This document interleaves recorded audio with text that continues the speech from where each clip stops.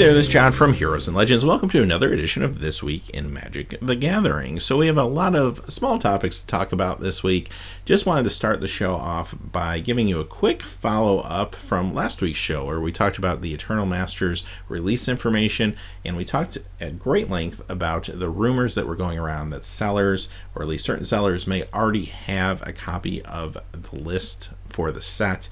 And over the last few days, more interesting stuff emerged on social media. And to give you a quick, epilogue to the story, it turns out that the Twitter user that was giving the information that this list exists and it was out there and it was being auctioned off and so on and so forth, kind of recanted and actually came out and said that he or she was given misinformation, that other rival sellers was feeding this information to this person, and it wasn't true. They were doing it to make them look bad and open them up to possible liability. Furthermore, there was some rumor going on due to these messages and tweets on social media that individuals were looking at taking legal action against this person or each other due to some of these rumors that were making them look bad. And that's kind of where it ended. At that point, Twitter accounts started disappearing, tweets started disappearing, everybody started to get really quiet. And I think the good news in all this is it appears that it was all a hoax, that there was no list out there, and that sellers do not have an actual list of the set. There have been a few lists circulating out there, but quite honestly, none of them look legit, and you can pretty easily find holes in all the ones that have shown up. Let's face it, we know what Eternal Masters is going to be. Any one of us could probably sit down and come up with a relatively good card list for the set, so you're going to see some decent ones that seem convincing, but quite honestly, it doesn't appear like there's any leak or anything like that going on. Now, WotC has not come out and given their official closing statement on all this. Last we heard from them, they said they were aware of the rumors, they were investigating, so I don't know if they'll come back and say anything. I would imagine at some point they'll come back and say they've concluded their investigation and there was no leak, there was no list. And that appears to be the direction this has gone into. So good news for once. It appears that things are on the up and up, and other than some people that were trying to maybe snag a lot of social media fame and some folks that were saying some things that perhaps aren't smart to throw out there, especially when we don't have the facts to support them. Other than that, not really much to see here, which I guess is a good thing. All right, having said that, let's move on, and we're going to talk a little bit about Star City Games Open in Louisville this last weekend. All right, so we're looking at the top 8 for the Star City Games Open Louisville, and this was a modern tournament, and the rise of the Eldrazi, no pun intended, continues. Looking at the top 8, you're going to see that the winner was Austin Holcomb. Congratulations to him. He was playing Affinity. Then when you start looking at the rest of the top 8, well, it's a lot of Eldrazi. We have a blue-white Eldrazi. We have a blue-red Eldrazi. We have a red-green Eldrazi. We have a Kiki Cord, another Affinity, another blue-white Eldrazi, and then Merfolk coming in at the 8th spot. Once you get past the top 8, there's more Eldrazi. We have Eldrazi Tron. We have a whole slew of blue-white Eldrazi coming in at 10th, 11th, and 12th, and 13th, as well as blue and red Eldrazi coming in 14th, and colorless Eldrazi coming in 15th, another Affinity at 16th, and it kind of goes on from there. You can imagine what the rest of the top 32 looks like. As Eldrazi are just here in a big way. That blue-white one seems to be the one that's kind of filtered at the top, at least temporarily in the metagame. We'll take a closer look at that in just a moment. But let's look at the deck list, and I'll kind of give you my thoughts on the entire weekend. So here's the winning Affinity deck by Austin Holcomb. I'll leave this on the screen for a few moments, or you can pause the video if you'd like to take a closer look. But it's Affinity. There's nothing too unusual here, and kind of your standard build, if you will. And this is the blue-white Eldrazi deck piloted by Cat Ketter that came in second place. And you can see you got 4 Drowner of Hope, 4 Eldrazi Displacer, 4 Eldrazi Mimic, 4 Eldrazi Sky Spawner, 4 Endless Ones, 4 Reality Smashers, 4 Thought-Knot Seers. As far as the mana base, you have the Backbone, which is 4 Eye of Ugin and 4 Eldrazi Temple. You also see Adakar Waste getting the nod because it basically works as a tricolor land in a deck like this. And on top of that, some huge removal cards with Dismember and Path to Exile. Path of Exile did a whole lot of work, even on camera this weekend, so I can see why this version of the Eldrazi deck may be one of the strongest, if not the strongest version to date, and a lot of that's because of Path to Exile. So there you have it. Here's my thoughts on the weekend. I mean, it was very Eldrazi heavy, obviously. I mean, 50% of the field in day 2, or almost 50%, was some version of an Eldrazi deck. And granted, there are different types out there, but for the most part, they have a lot of the same key components, regardless of what deck type you're looking at. As far as the metagame goes going forward, seems like there are some decks that are trying to sideboard against it. I mean, Affinity was successful and actually won the tournament this weekend, but some of that is just the way draws go, right? So even though Affinity is still a very good deck, it just seems like Eldrazi is just taking over this format. Now, Aaron Forsythe recently said that they are not planning any emergency bans. They're just going to let the natural cycle take its course, and once we get closer to Shadows over Innistrad, then they'll reevaluate and see what needs to be banned. My guess at the next session of banned and restricted updates, I'm pretty sure something will be banned from these decks. I don't know if it will be Eldrazi Temple, Ayavugan, but something's going to happen to try to slow these decks down. At this point, I have no doubt. I just don't think the metagame is going to be able to adjust enough. And there's been some cool sideboard tech out there. I have seen things like Painter Servant and stuff coming in to try to stop these decks from just being as fast and as blistering strong as they are. However, let's face it, when you're running 3 Dismembers and 4 Path to Exiles, creature removal is just so heavy as well that if your answer to the deck is a creature, it's probably not going to stick around very long. So let's continue to watch this. We'll see. The thing is, I don't know, Modern just doesn't feel like a very healthy format right now. Not to say you can't still have fun with it. These can be fun decks to play, at least in the short term, which is good that we're going to look at bannings again really in a couple months at this point. And I can't shake the feeling that if this was going on in Standard, there'd be more aggressive action, because Standard is maybe just a more focused or perhaps more played format. But hey, here we are in Modern, and I guess we're just going to have to live with this for a little while. The winter of Eldrazi, I'm sure it will be known as from this day on and forever. So let me know in the comments below your thoughts. I mean, are you okay with this for a couple months as long as they make some changes come April, or are y'all just kind of sick of it and it's turning you off to Modern and you're looking at other formats, or not even playing Magic at all because Modern was your format, or maybe Splinter Twin was your deck? So there you have it. Next thing I wanted to talk about was Conspiracy 2. So I'll leave a link at the end of the video linking you to the video I made about the announcement, where we talk in depth about the history of Conspiracy if you'd like to learn more. But we have a little more news. It appears that it's not just as straightforward as we thought.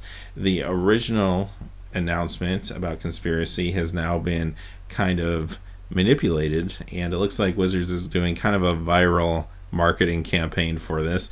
So now they've re-announced the set as announcing Conspiracy: The Empty Throne. Now originally this was announced as Conspiracy: The Reign of Brago, and now today it was actually re-announced as Conspiracy: The Empty Throne. As you can see here, Brago is being assassinated, it looks like, and they kind of go on to say the king is dead, long live the king, and that even a ghost king cannot hold the throne.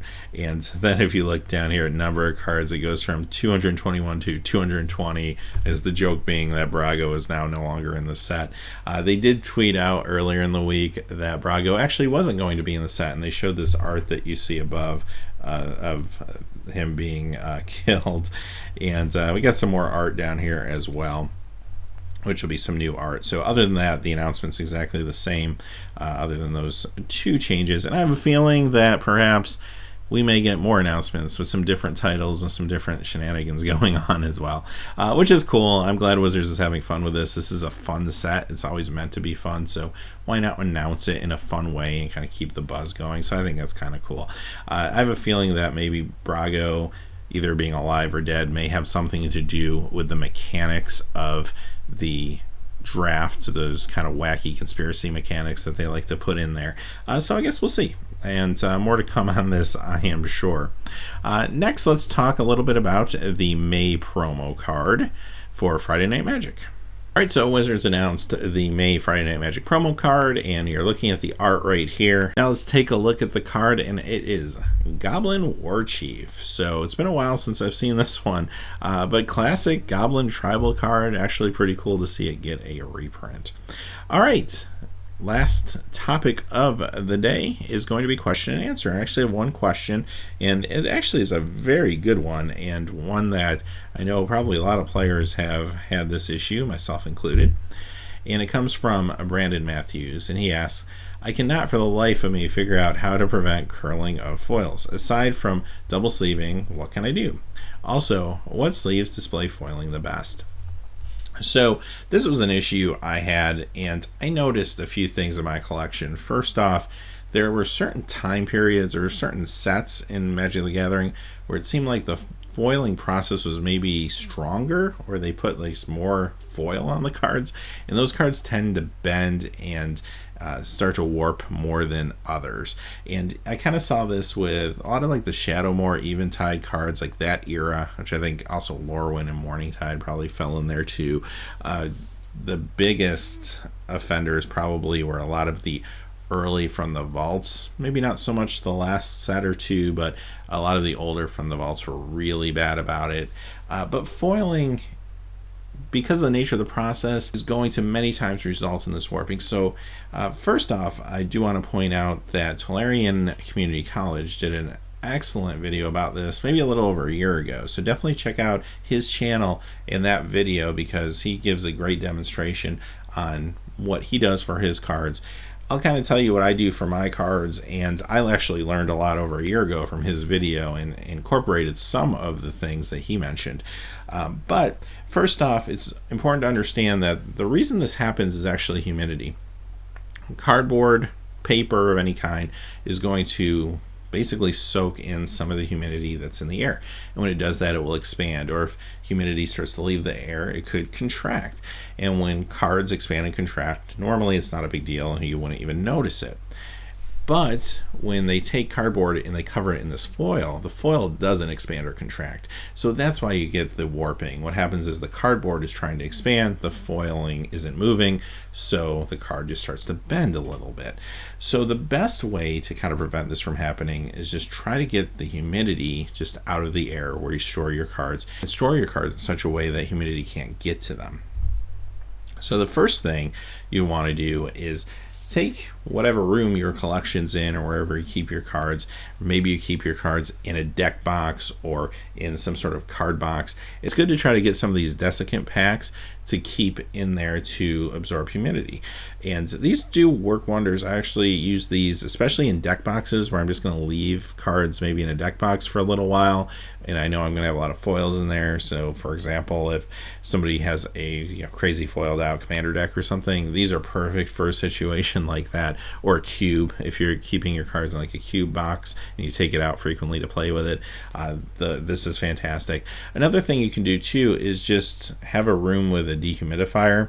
And dehumidifiers, they're a little bit of work. I mean, obviously it takes electricity to keep running all the time. You do have to empty them frequently depending on how humid it is, but they do protect your collection. They do help with things like foil warping to some degree. So there's a couple ways just to kind of keep the area dry.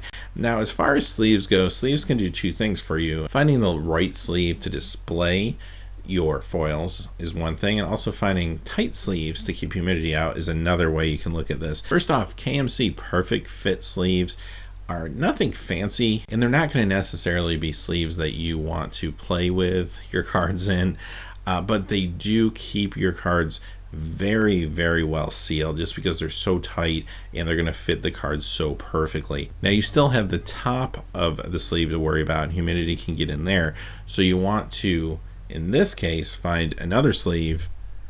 And I always like Dragon Shields. I think they are very well done, and they are a very strong and durable, but also very clear and nice looking product. So this is kind of my go-to at this point. I used to really like Ultra Pro, but over the years their quality has really gone down quite a bit, where the Dragon sleeves I think are still very, very strong. Now, I know you said you're not really into double sleeving. But as far as storing cards, double sleeving might not be a bad idea. Even if you put a foil card, say, in one of the KMC Perfect Fits, and then put that in your binder in an Ultra Pro sleeve or something like that, that might help you stop the warping.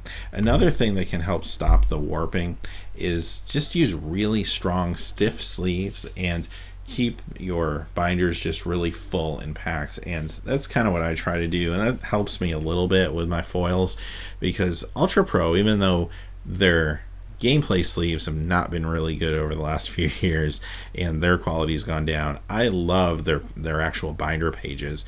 This type right here, the Platinum series, is actually the cheaper of, I think, the two different kinds they sell. I find this one better. These are very stiff. Almost feels like maybe 2mm Mylar type style pages. I'm not really sure if it is Mylar or something else, but it just kind of feels that way, just very stiff. And you put your cards in here, especially if they're already in a Perfect Fit sleeve, you're really going to have a hard time getting humidity in there, and your foil should stay in pretty good condition. Also, if you have a full binder and your pages are packed down real good, then it's going to be even harder for humidity to get in there. And if you already have foils that are warped, that can press them back into the normal shape over time as well. Sometimes just sticking them in a book or throwing a book on top of a card, you can press the shape back and get it back to its normal size and shape at some point. So there's ways to do that, but this is a good way to do that if you already have a foil that's bending, or to prevent foils from bending as well. Now, as far as clarity goes and displaying them when you're playing, again, I have to default to the Dragon's Shields. I think these are the best out there, and I think they do pop just as well as any sleeve anyway on the market when you put cards in there. So I hope that helps, and definitely check out Tolarian Community College's video on this. If you do a search for Tolarian Community College and foils on YouTube, it will come up, I'm sure. But awesome video that the professor put out on that. So, hey, having said that, that's the show for this week. Now, if you have any questions for a future Q&A, feel free to put them in the comments below, and I will get to them in a future episode. Until next time, hey, thanks for watching. Please remember to like and subscribe, and have a great day. Hey, thanks as always for watching. This video, like all my videos, was made possible by the generous support of viewers like you on Patreon. Even a donation of $1 helps me to keep growing this community and creating better quality videos for all of you. Check out our Patreon page for exclusive giveaways and future goals for the channel. If you haven't had a chance yet to subscribe, hit that subscribe button so you don't miss any of the MTG news, spoilers, set reviews, product openings, or finance videos on Heroes and Legends. Talk to you again soon, and have a good day.